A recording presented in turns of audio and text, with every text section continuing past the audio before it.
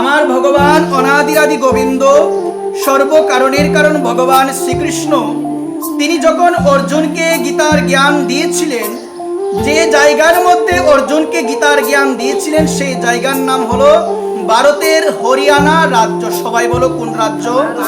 ভারতের হরিয়ানা রাজ্যের সরস্বতী নদীর তীরে। কোন নদীর তীরে?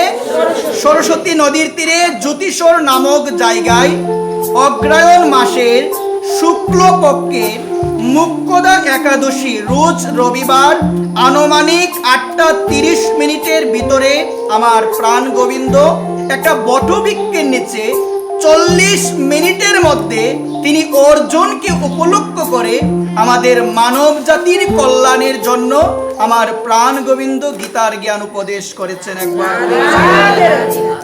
ভারতের হরিয়ানা রাজ্য কোন রাজ্য? সবাই বলো।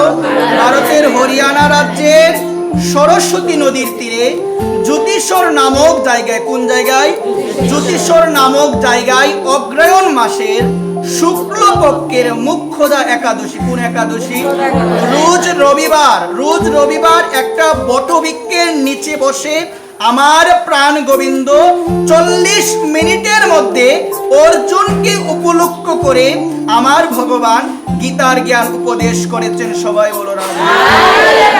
তাহলে আমাদের মনে রাখতে হবে এই যে গীতার আবির্ভাবটা কিভাবে হলো। আমরা অনেক সময় গীতা পাঠ প্রচুর বেশি শ্রবণ করে, অথচ যদি আমাদের বলা হয় গীতার জন্মবার কোনটা, আমরা অনেক সময় বলতে পারি না। গীতার জন্মবার হলো রবিবার।